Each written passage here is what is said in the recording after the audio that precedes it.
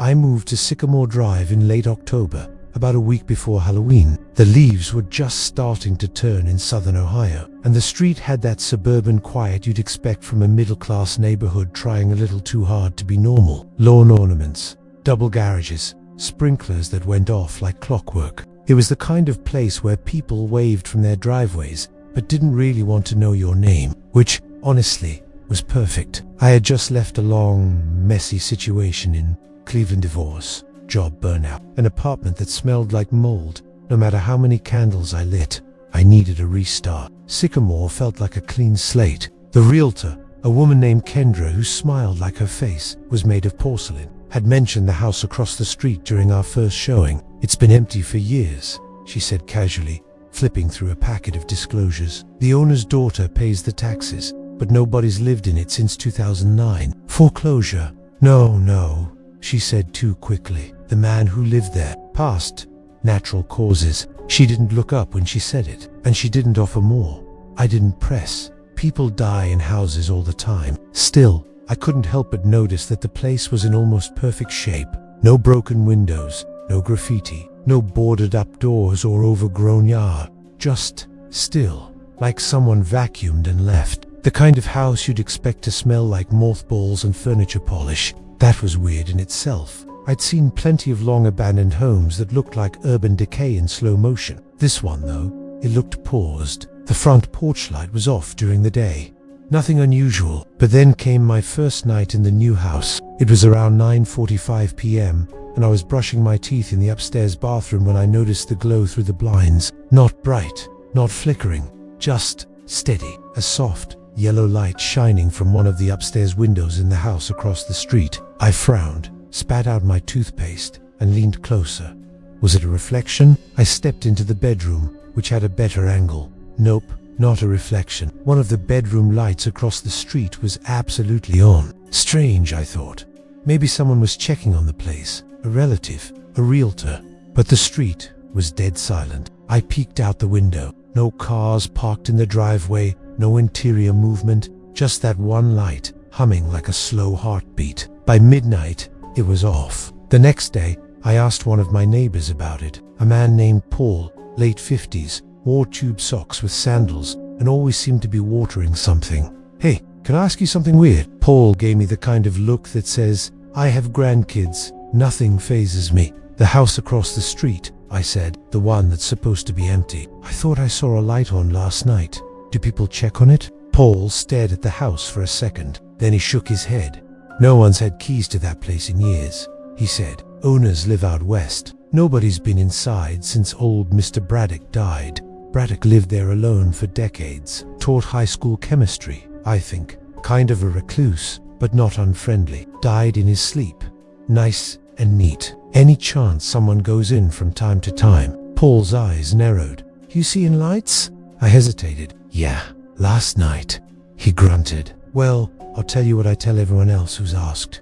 Just ignore it." "What do you mean, everyone else?" He waved me off. "It's probably just electrical. Who knows? House is old. Could be faulty wiring. Don't go worrying about it."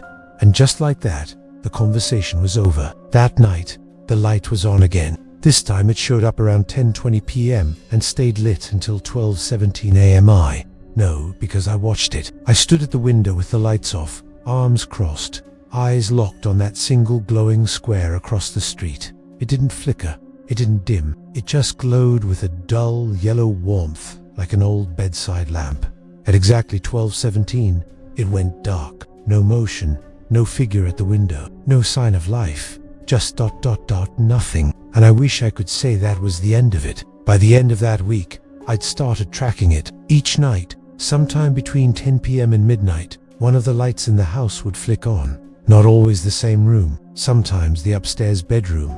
Sometimes the front hallway. Once, even the basement window glowed faintly, but there was never anyone inside. No car in the driveway.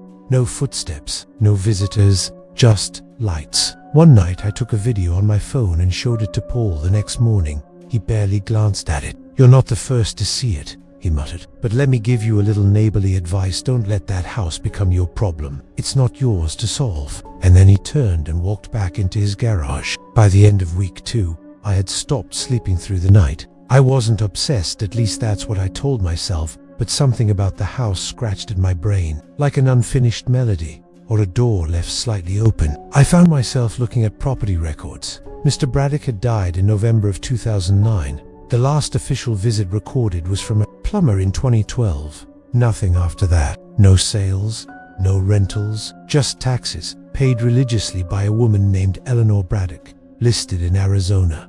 The weirdest part, the power bill had never been shut off. One night, I did something stupid. I crossed the street. It was 11:38 p.m. The front porch was dark. The steps creaked under my weight. I stood at the door and listened. Nothing. Then I moved to the side of the house, the window where the light had been glowing just 20 minutes before. It was dark now. I pressed my face close to the glass, cupping my hands against the glare. Inside was a room frozen in time. A bed with a quilt folded neatly at the foot, a dusty nightstand, a lamp. The lamp was unplugged. A floorboard creaked behind me. I turned sharply, but the yard was empty. Heart thudding, I backed away, walked briskly to the sidewalk, and didn't stop until I was back in my own house. Doors locked, blinds shut. At 12:01 a.m., the upstairs window across the street glowed yellow again. Only this time, I thought I saw a figure standing in front of the lamp, not moving, just watching. I didn't sleep that night. I tried. I even made chamomile tea, pulled out the old white noise machine I hadn't used since Cleveland, and put my phone on the other side of the room. But none of it helped, because every time I closed my eyes, I saw the silhouette. It wasn't just a shadow, this was a shape, a person. I'd only caught a glimpse, no more than 2 seconds, but something about it felt deeply wrong. Not in a horror movie jump scare kind of way. It felt invasive, personal, like something I wasn't supposed to see had seen me back. By 3 a.m. I gave up and sat at the window again, just watching the house. The light was gone. The window was dark, still, but I couldn't shake the feeling that someone or something had been standing there, waiting. The next morning, I called in sick to work. Not that anyone noticed. I was freelance these days, doing back-end web stuff for a few clients who barely knew my name. Instead, I spent the entire morning pacing around my living room, replaying everything in my mind. The lights, the figure, the unplugged lamp. There had to be a logical explanation, right? But logic didn't explain how a lamp could turn on when it wasn't plugged in. Logic didn't explain the cold breath I felt on my neck when I was standing at the window. By noon, I had made up my mind. I was going to talk to Eleanor Braddock. It took me less than an hour to find a phone number on. I had no idea if it was even active, but I dialed it anyway, fingers trembling. 3 rings, 4, then a voice. Hello. Her voice was older, brittle, but calm. Hi, is this Eleanor Braddock? Yes, who's calling? My name is David Grant. I live in Ohio Sycamore Drive, across from your father's old house. Then, is there a problem? I cleared my throat. I didn't mean to alarm you. It's just the house. There've been lights turning on at night, different rooms, and I just thought maybe someone was checking on the place. No one should be inside. Yeah, that's what I thought. But last night I saw a long pause. Then Eleanor sighed. You're the 5th person who's called me about this, she said softly. That stopped me cold. What? Over the years, neighbors, realtors, even the mailman once, they all said the same thing, lights turning on, a shadow in the upstairs window. I didn't believe it. I told myself it was just electricity, or squatters, or a prank. Have the police ever checked? She paused. Once, in 2016, they said the place was locked up tight, no signs of entry, but one of the officers, he quit a week later, said he'd seen something on the 2nd floor, something standing at the end of the hallway. I rubbed my temples, trying to stay grounded. Do you still have keys to the house? I do. Would you mind sending me one? Another long silence. I shouldn't, she whispered. But if I don't, it'll keep going. What will? She didn't answer. Check your mailbox in a few days, she said. And whatever you do, David, don't go inside after midnight. Click. The envelope arrived 3 days later. No return address. Just a small key taped to the inside of a folded piece of paper. In shaky handwriting, it read, only during the day. Be careful. I stared at it for a long time before tucking it into a drawer. That night, the light came on at 10:41 p.m. Same window, same glow. But this time, the figure was back. Not moving, not swaying like a shadow, just standing, still. 2 days later, I finally crossed the street again. It was 11:30 a.m. Sun shining, birds chirping, the kind of crisp fall day that makes everything feel less threatening. I stood on the porch for a full minute before unlocking the door. The key turned easily, like it had been used recently. Inside, the air was cold, not just unheated but damp, like a root cellar. The living room was neat, covered furniture, dust on everything, but not as much dust as I expected. The upstairs bedroom, the one with the glowing light, looked completely untouched. The bed was made. The lamp was still unplugged. The bulb inside it was missing. I frowned. That wasn't possible. Then I saw it, carved into the underside of the nightstand, drawer barely visible unless you were looking closely word for words. He stands at night. The hairs on my arms stood up. Downstairs, the hallway to the basement was darker than it should have been. I stood at the top step and peered down, just a narrow corridor leading into blackness. I flipped the light switch. Nothing. Bulb must have been dead. I didn't go down. I didn't need to, because as I turned to leave, I saw something in the hallway mirror, a shape, not me, not behind me, standing in the reflection just past the bedroom door. Watching, I ran.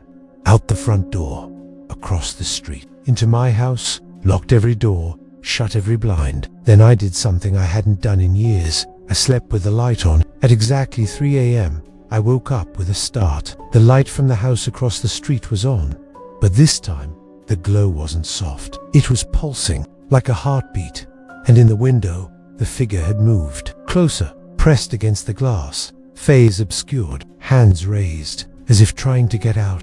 The next morning, I told myself I was done. I made coffee, turned on the radio, and forced myself to work anything to shake off the image from the night before. That pale figure pressed against the window had burned itself into my memory like a bad photograph. But I kept reminding myself, it wasn't my house. I didn't owe it anything. Still, by mid-afternoon, I found myself staring out my front window again.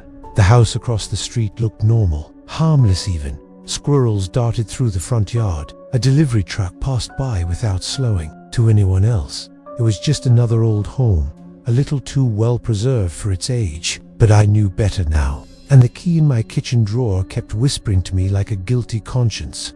By 4 p.m., I was back on the porch. This time I brought a flashlight. Inside, the air was colder than before. I noticed it immediately. There was no electricity running. The thermostat was dead, the lights unresponsive. Still, it felt like the temperature dropped the moment I stepped inside. My breath didn't fog, but my skin goosebumped. I made my way toward the basement door again. This time, I opened it. The wooden steps groaned as I descended. I swept the beam of my flashlight across the walls, plain concrete, pipes overhead. No signs of mold or damage. It actually smelled less musty than the rest of the house. But about halfway down the stairs, I heard it. A low sound. Not footsteps. Not wind. Soft. Steady. Mechanical. I paused, heart hammering in my chest. The sound wasn't coming from the pipes. It was coming from the back of the basement. I reached the bottom of the stairs and turned the corner. That's when I saw it. A small, old television, one of those heavy boxy types from the 90s, sat in the middle of the floor, plugged into an extension cord that snaked into the wall. It was on. No image, just static. That thick, grainy snow. And the hum I'd heard was coming from its speakers. I slowly approached it, shining my flashlight onto the screen. At first, nothing. Then, just for a second, the static shifted. A flash of color. A face. I stumbled back. The image was gone instantly, replaced again by the fuzz. But I knew what I'd seen. A human face, staring, blurred, but unmistakable. Male eyes wide, mouth slightly open, like he was caught mid-breath. I reached out and touched the screen. It was warm. That didn't make any sense. If no one had been inside the house, how long had the TV been running? And how was it even powered? I traced the cord to the wall and found an ancient-looking power strip plugged into an outlet beside the furnace. I flipped the switch. Nothing happened. Then the TV screen went black. I stood in silence for a full minute. Then, just as I turned to leave, I heard it again. A creak from upstairs. I froze. It was faint, but distinct. The sound of a floorboard under pressure. Someone or something was moving above me. Very slowly. I moved to the foot of the stairs and turned off my flashlight. I waited. Another creak. Closer to the hallway now. I held my breath. Then silence. Complete, suffocating silence. I bolted up the stairs, 2 steps at a time, threw open the door, and slammed it shut behind me. The house was empty. Still, nothing out of place, but something had changed. I could feel it, like the walls were holding their breath. I made a beeline for the front door and practically fell out onto the porch. Outside, everything looked normal. I locked the house and went home. That night, I didn't sleep at all. I sat by my upstairs window with the blinds barely cracked, watching the old house like a paranoid security guard. I kept the lights off, the TV muted, phone in hand. At 10:57 p.m., the upstairs window across the street lit up again. Same room, but this time it was blue, not warm, a cold, flickering blue, like the light from a television. I reached for my phone and snapped a photo, then another. But when I looked at the pictures, nothing. Just darkness. No glow, no silhouette. No proof. Just like always, by 2 a.m., the light shut off. But before it did, I saw something move behind the window. Not a figure, like something shifting between the walls. The next morning, I drove to the township records office. I needed more. Not just stories, not just guesses. I wanted facts. I dug through dusty files, cross-referenced property ownership, permits, incident reports. Mr. Braddock had lived there from 1981 until his death in 2009. No major violations. No arrests. But one document stood out. A service request filed in 2007 by a neighbor, complaining of light pollution at irregular hours and disturbing low-frequency humming, coming from Braddock's basement. The complaint had been closed without inspection. A note was attached. Owner claims issue is internal research equipment. No further action. I stared at that line for a long time. Research. Braddock had been a retired chemistry teacher. What kind of research was he doing? And why would a neighbor report humming in the middle of the night? That night, I dreamed of the basement. Only it wasn't empty. I was standing in front of the TV again, except this time, it was playing a video. Footage of the upstairs hallway, the one I'd walked down. On the screen, I saw myself, moving, pausing in front of the mirror. Then, something stepped out of the bedroom behind me. Something tall, pale, without a face. I woke up gasping. When I looked out my window, the house was dark, no lights. But on the glass of the second-story window, drawn in the condensation, was a single handprint. Not smeared, not faded. Fresh. The handprint on the window was gone by morning. Not faded, gone like it had never been there. But I knew what I'd seen. The shape, the long fingers, the angle. It was as if someone inside had pressed their hand to the glass and just waited. Maybe for me. I stared at that window for hours the next day, but the house remained still. The curtains drawn, the glass reflecting only blue sky and the outline of the sycamore trees swaying in the wind. Eventually, I forced myself to move on with my day. I answered some client emails, tried to work through a backlog of code requests, but my attention was shot. Everything kept pulling me back to that house. By mid-afternoon, I knew I was going back inside. Not at night, not alone, not yet. But there were questions I couldn't ignore anymore. Why was the power on? Why did the basement TV work when everything else didn't? What the hell had Braddock been researching in there? Before crossing the street, I packed a small duffel bag, gloves, a notepad, a portable battery, 2 flashlights, and my old I don't know what I expected to find, but something told me I needed to document whatever was going on. I unlocked the front door at 2:15 p.m. The light outside was still sharp, the sun high. Inside, the air felt different, heavier. I told myself it was just the stale, atmosphere-sealed windows. No circulation, but, deep down, I knew better. The basement was my goal. I made a quick pass through the house again, flashlight in hand. Even though daylight streamed in through the blinds, the furniture still stood like mannequins, silent and preserved. Nothing seemed out of place except for the silence itself. Then I went downstairs. The old CRT television was still there, square in the center of the basement like a forgotten altar. This time, though it was off, I stepped toward it and knelt down. The cord still led to the wall. The power strip was switched on. I pressed the button. Nothing. I pressed again. Still nothing. Frustrated, I yanked the cord from the wall, and that's when I noticed something new. There was a trapdoor in the floor beneath where the TV had been. Not a big one, maybe 2 by 2 feet, framed in dusty wood. barely visible beneath the old carpet. A small iron ring jutted up from the edge like a handle. I stared at it. No way had I missed this before. No way. I slid the TV aside and knelt down again. I hesitated, then grabbed the ring and pulled. The door opened with a dry groan, revealing a narrow shaft descending into darkness. A ladder disappeared into the black, and the smell that wafted up, earthy, metallic, and faintly burned, made my stomach turn. I should have walked away. I almost did. But then I saw something at the bottom of the shaft. A faint blue glow, the same color I'd seen from the upstairs window that night. I clipped the GoPro to my chest, turned on my brightest flashlight, and began climbing down. The walls were damp, stone, not cement-actual stonework, like an old well. I counted 23 rungs before my feet hit packed dirt. And there, at the bottom, was a door.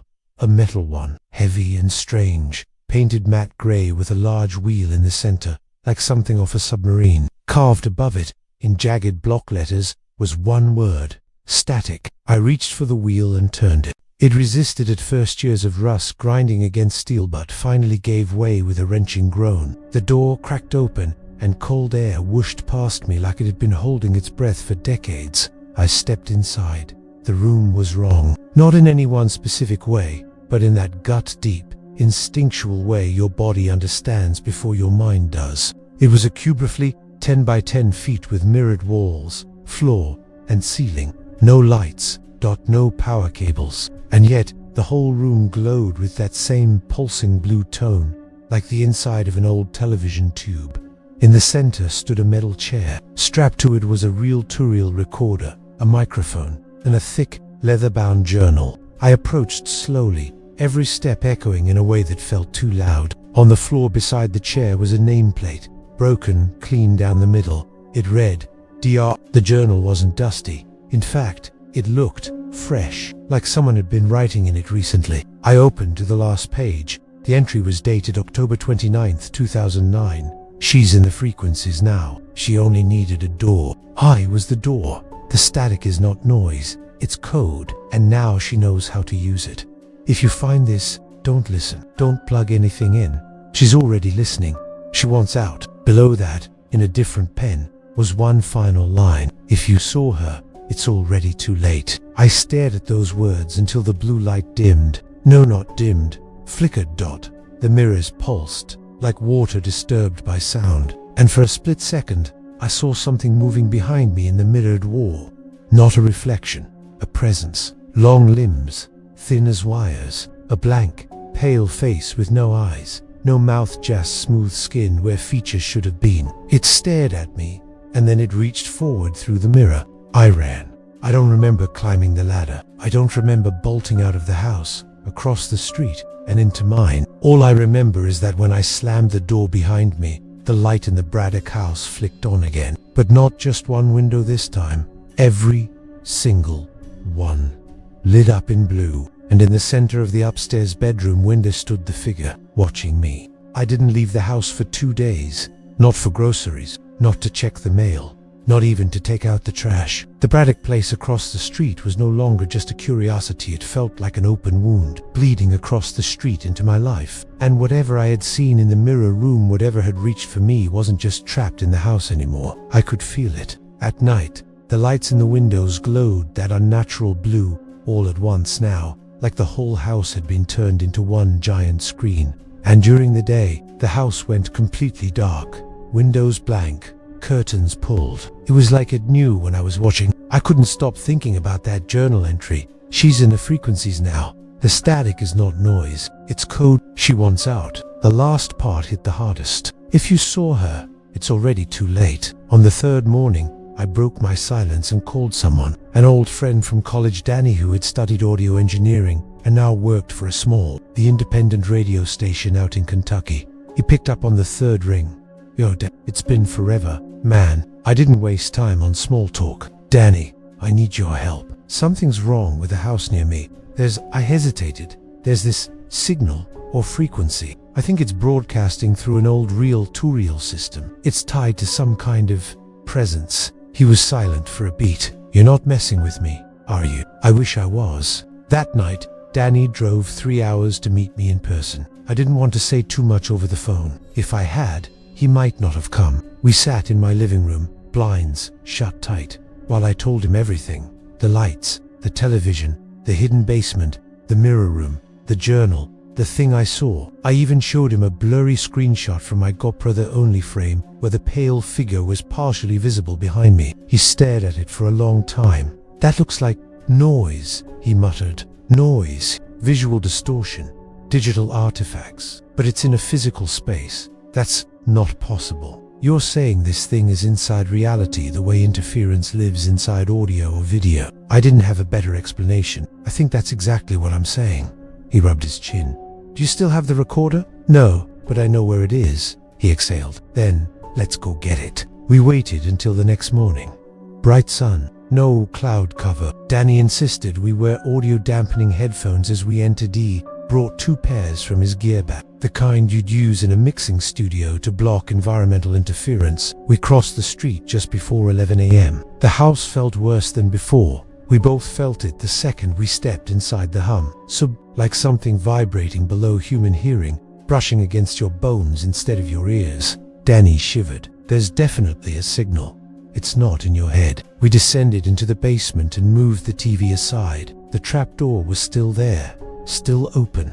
The shaft below was waiting. We climbed down, one rung at a time. The door, labeled static, looked exactly as I'd left it. Danny ran a small handheld frequency scanner across the surface. "Something's pulsing behind this. 114.6 megahertz. Weak signal, but constant. That mean anything?" He nodded. "It's inside the FM band, but no stations broadcast on that exact frequency. It's usually reserved for military training or unlicensed signals. Pirate radio." He nodded again.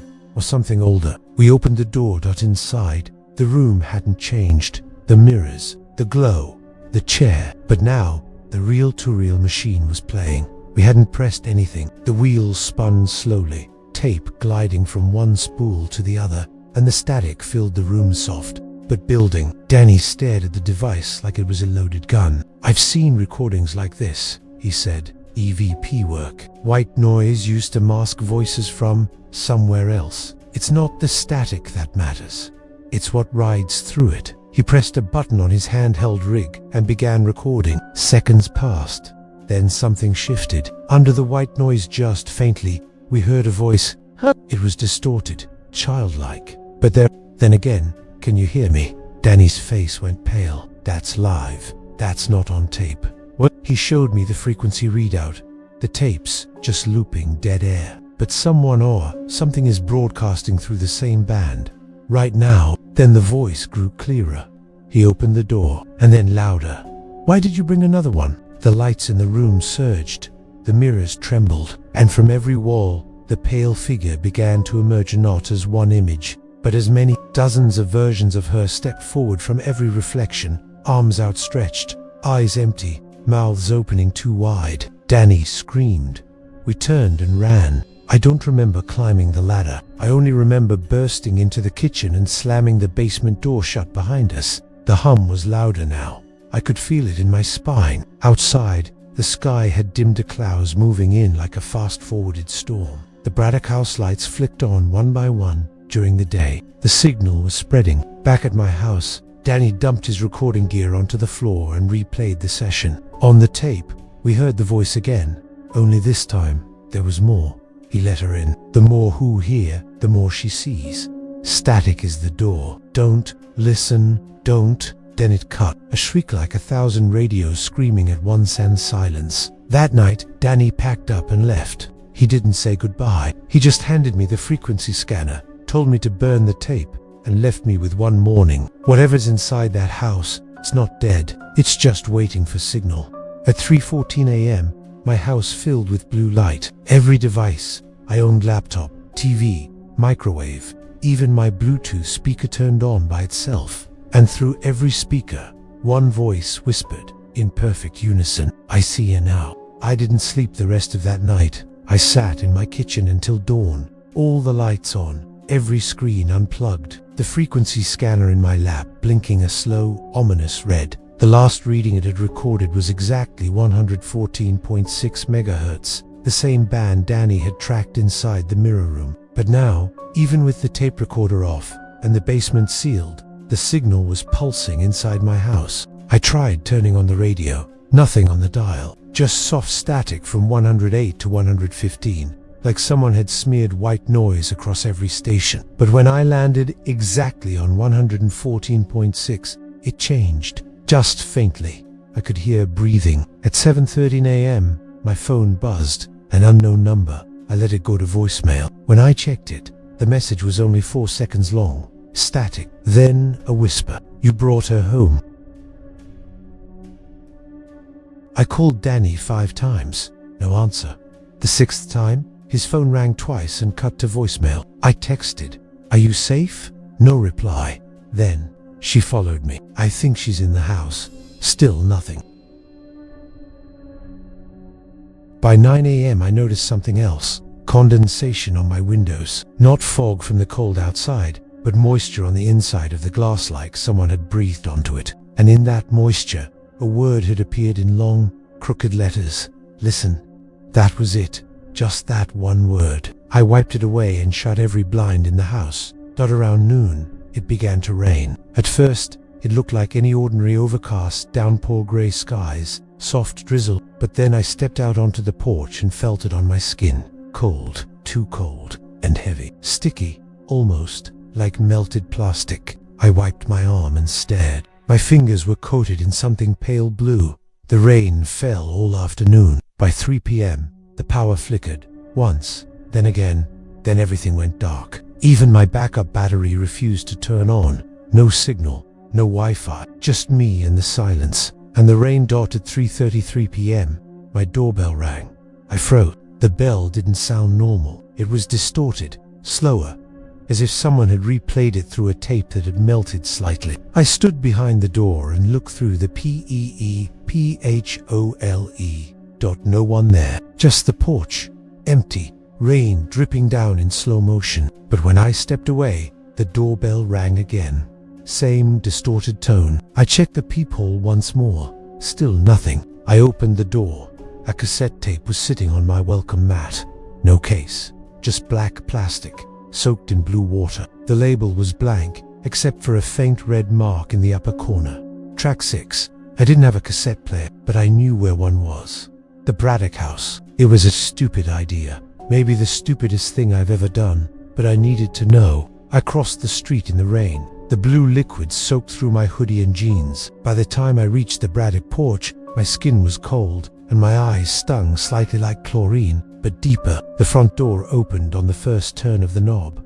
Inside, the lights were already on. Every room was glowing blue, humming softly, the static frequency. I walked straight to the basement. This time, I didn't need a flashlight. Blue light pulsed up from the trapdoor like breath. I climbed down the ladder and opened the static door. The reel-to-reel was spinning, and next to it, on the chair, sat an old portable cassette deck. I slipped a tape in, pressed play. The sound was clean, no static, no distortion, just one voice, soft, familiar. "David, I'm sorry." I froze. It was my mother's voice. She'd died in 2017. "You were always curious, always pulling at strings." I took a step back, breath caught in my throat. But some doors aren't meant to be opened. The voice changed, became lower, crooked, like it had folded in on itself. "Some voices aren't yours to hear." The mirrors trembled. From every direction, the figure emerged again. Pale, faceless. Only this time she had many mouths, rows of them, all speaking at once. "You opened the signal. You heard the code. Now let us through." The tape deck cracked open on its own. The reel-to-reel screeched and burst into flames blue fire, cold and silent. I ran again. As I bolted out the front door of the Braddock house, the sky cracked, but not with thunder, with feedback. A high, metallic scream that echoed through the air like an emergency broadcast from hell. My ears rang. The blue rain thickened, and from every screen in every house on the block, TVs, phones, tablets, faces appeared. Pale, grinning, watching, I collapsed on my living room floor, soaked and shaking. The windows pulsed with light. My phone lit up with a new text from an unlisted number. It read, "Track 7 arrives tonight. and below that, she's broadcasting now. The rain didn't stop. By morning, it wasn't just falling, it was pounding, like the clouds themselves had ruptured and were pouring everything they had onto the town. The streets were coated in thin streams of that same bluish water, running into drains, soaking the gutters. But nobody seemed to notice. I watched from my upstairs window as joggers passed in their neon windbreakers, as kids waited at the bus stop with soaked backpacks, as mail trucks rolled by like nothing was wrong. No one else saw it. The blue, the static in the sky, the faces in the windows, just me, and maybe someone else. At 11:14 a.m., I got an email from Danny. It came from his personal address. No subject line, no body, just an attachment. Station.w. I downloaded it hesitantly, scanned it twice for malware. Nothing. Just a clean 15-second audio clip. I played it once. Static. Then a tone. High, clear, almost musical, like an old TV warming up. Then a voice. Frequency acquired. Opening channel 7. Commence broadcast. Then silence. I played it again. This time, when the tone hit, my laptop screen flickered. Not glitched. Flickered, like a heartbeat under the glass. And in the reflection of the screen, I saw her again, standing behind me. But when I turned around, just my empty living room. My breath, my pulse thudding against my temples. I forwarded the audio to 3 people I trusted. People who didn't know what I'd been dealing with, who had no reason to lie.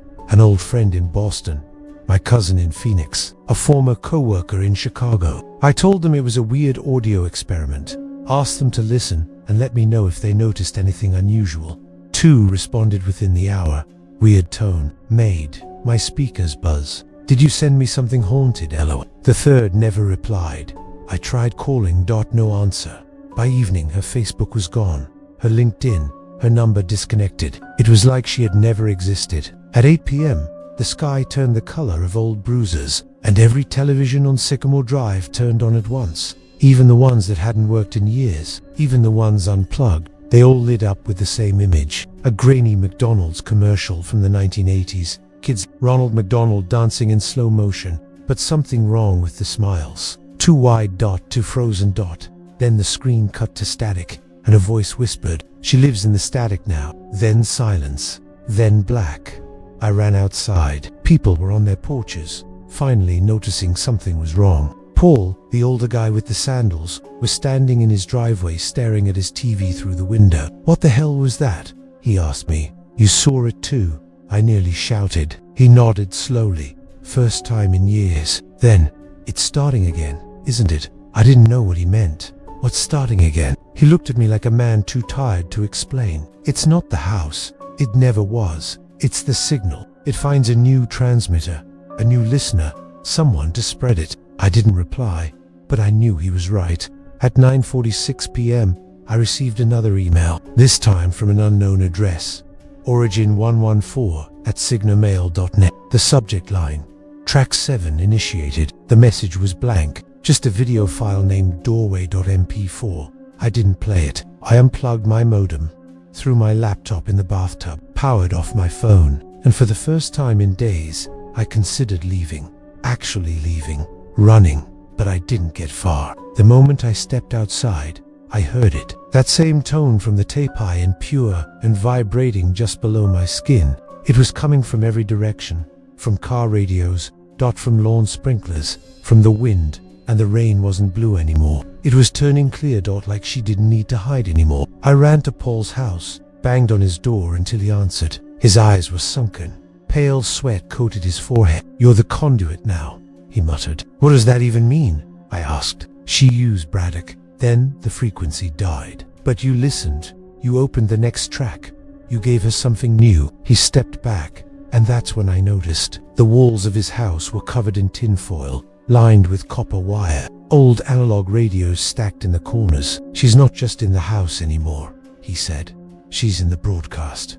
Anyone who hears her becomes part of her." He picked up a shortwave radio and tuned it to 114.6. It screamed. We both fell to our knees, clutching our heads. The room filled with pressure, like the air had turned to cement. Then a voice cut through. "You brought me into the light. You opened the broadcast. Now finish the sequence." Paul stood up slowly. "I've been waiting for someone like you. he said. "Someone stupid enough to go down there again. What are you talking about? She's not finished until you play the last track, which is..." He smiled. That night the sky turned white. The rain stopped, and somewhere deep in the Braddock basement, something began to sing. The next morning felt wrong. Not just eerie or tense wrong in the fundamental way that makes your skin crawl before your brain even catches up. The kind of wrong that hangs in the air like smoke, invisible but heavy. The power was still out, phones still dead. The sky overhead was a strange, paper-colored grey, as if someone had bled all the blue from it. And the Braddock house, silent, still, windows dark for the first time in days. But I could feel it humming, a vibration in my bones, calling me back. I don't remember deciding to go. 1 minute I was standing in my living room, staring at the wall. The next, I was already crossing the street, the key to the Braddock house clenched in my palm. Inside, the air was thick and dry, the smell of old electronics, melted plastic, and something deeper burnt dust and static. I passed through the foyer, through the cold, glowing hallway, down into the basement, to the trapdoor, to the shaft, and then deeper. I didn't stop at the mirror room this time. Something had changed in me. Whether it was fear or resignation or simply momentum, I don't know. But I moved past the flickering mirrors, ignoring the movement in the glass, and pressed deeper into the underground structure. Behind the real Turiel, hidden behind a false panel in the mirrored wall, was another hatch, one I hadn't seen before. It was already open, waiting. I crawled inside. The tunnel was tight, barely wide enough for my shoulders, and hot. The air smelled like metal and ozone. After what felt like 20 yards of crawling, the walls suddenly opened up, and I had dropped into a room unlike any I had ever seen. The Origin Chamber. That's what the plaque on the wall said. Frequency Study Chamber. Origin Node 1A. The walls were steel, lined with wires and dials. Oscilloscopes, analog readouts, speakers built into every corner. And in the center of the room, suspended in a frame of copper coils and glass, was a chair. A chair covered in leather straps and faded red stains. A helmet hung above it, wired with thick black cords that pulsed slightly, like they were breathing. Behind the chair, a tall machine with blinking green text. Track 7 sequence. Incomplete receiver. Active transmitter.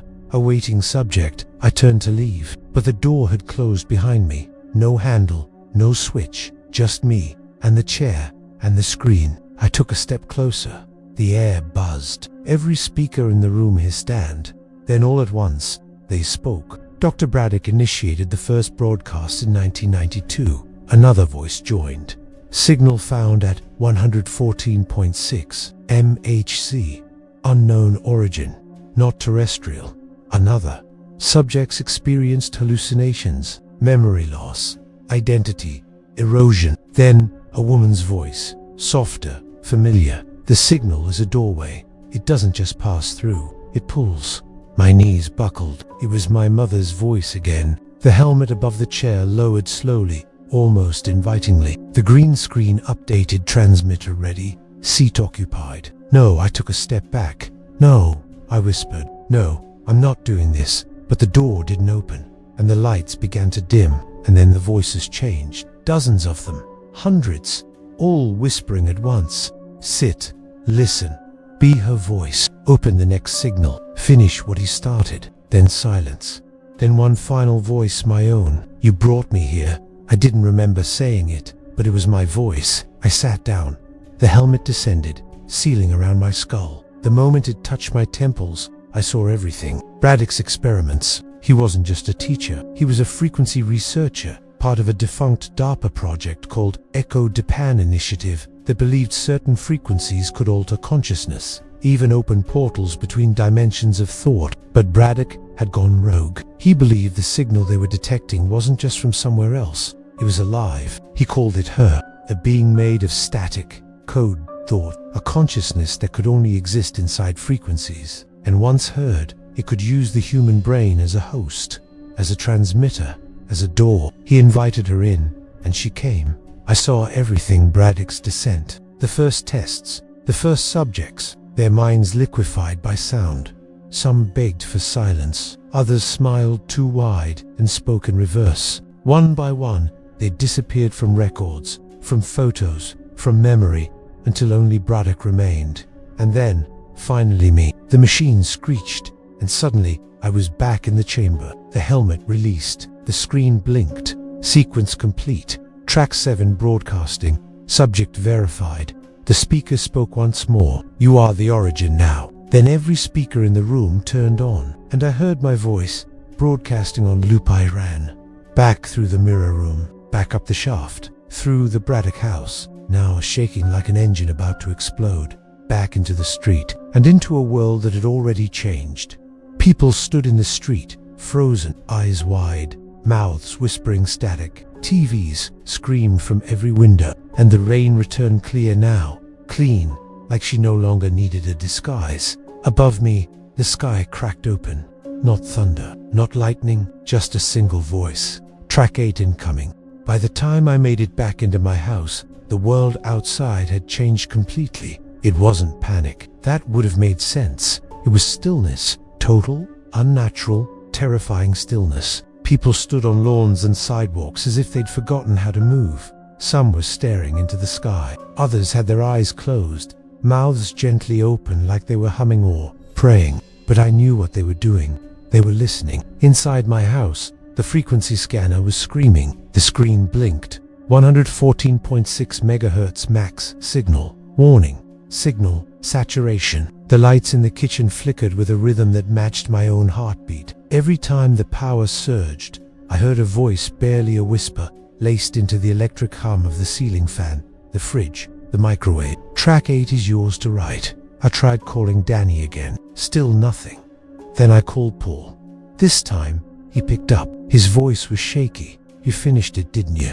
"No," I said. "She did." Paul sighed.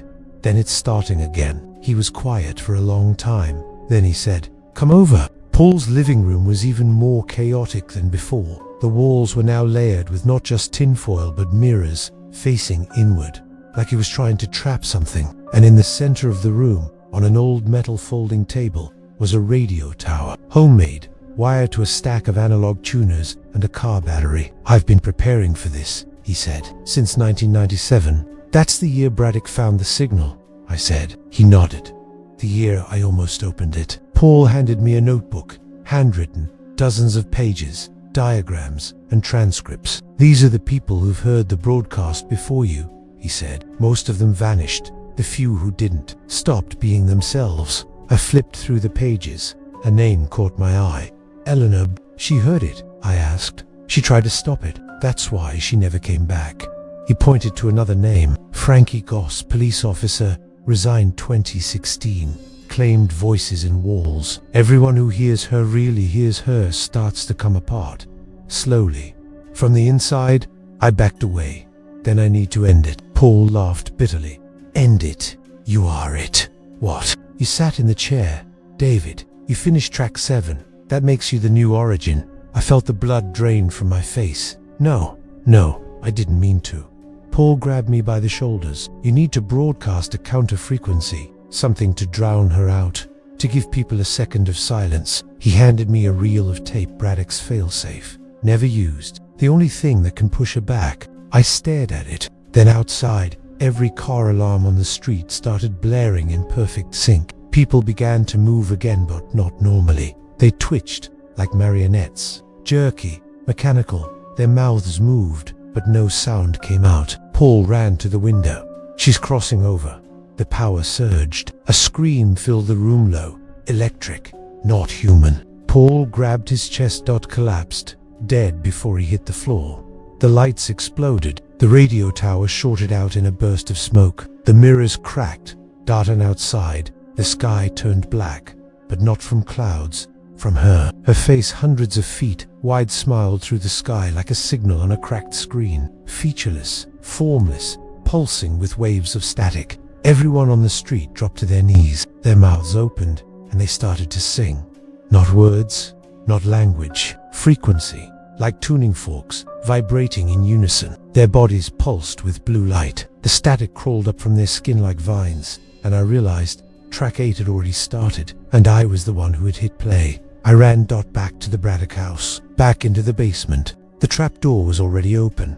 The shaft was glowing. Inside the mirror room, The walls were filled with people, dozens of reflections. Some I recognized. Paul, Danny, Eleanor. They all mouthed the same word: finish. I took the failsafe tape and slid it into the room. The machine resisted, then began to spin. The room dimmed. Then the mirrors began to crack. Hairline fractures. Voices screamed from the walls. No, you are mine. I am the signal. You are the transmitter. I hit record. The failsafe tone was high, clear. A piercing bell. It didn't overpower her, but it confused her. For a moment, just a second, her face flickered. The people in the mirrors screamed. The house shook. And the static began to sputter. I screamed into the mic. You're not real. You're a reflection. You're noise. You're the space between meaning. The mirrors shattered. The real Turiel sparked and smoked. And the signal. Outside, the street was silent. People stood up slowly, blinking, confused. Looking at each other like they'd just woken up. The sky was blue again, and the static was gone. At least, for now. 3 weeks had passed since the signal went silent. Sycamore Drive looks normal again. Kids ride their bikes. Neighbors wave. Mail gets delivered on time. If you'd walked down the block today, you'd never know the sky had once screamed. But I know, and Paul knew, and Danny, wherever he is, probably still knows. 2. We're the ones who heard it. We let it in. We broadcasted her voice into the quiet. And now, even though it's quiet again, I can still feel her, like a song stuck in my head, just out of range, waiting for someone to tune in. The Braddock house was condemned a week after the blackout. City workers arrived with clipboards and orange tape. No one said a word about the electrical surges, or the windows that cracked inwards, or the way the grass around the property had turned completely blue. They just marked it off and boarded it up. Unsafe structure. I guess that's one way to describe it, but I know better. That house isn't unsafe because it's old or falling apart. It's unsafe because it's remembered. Sometimes, when I can't sleep, I walk by the house, just once around the block. It's stupid, I know, but I keep checking. I look for flickers behind the blinds. I listen for that hum under the wind. So far, nothing. But last night, I heard a click in my kitchen around 3 a.m. When I got up, my old radio, one I hadn't used in years, was on. I hadn't plugged it in. It was tuned to 114.6. Silence. Except, right before I shut it off, a breath. Just one dot. Soft, low, and then a voice. Not loud, not demanding, just waiting. Track Norvi. I haven't told anyone. Who would believe me? The town has moved on. People talk about the storm, the power outage, a weird flu that went around afterward. No one remembers the blue rain, or the broadcast, or the fact that for 3 straight days, no one aged, no one died, no one slept. I've started writing everything down. I don't know if it'll help. I don't even know if this will make it out to anyone. Because the moment I hit send, or upload, or record, I become a transmitter again. And maybe that's the final track. Not a sound, not a signal, just the story. Told, RETOLD, passed down, played again. So if you're hearing this, if you've made it this far, don't look outside, don't adjust the dial, don't turn up the volume, because she doesn't need the house anymore. She doesn't need me. She just needs a listener.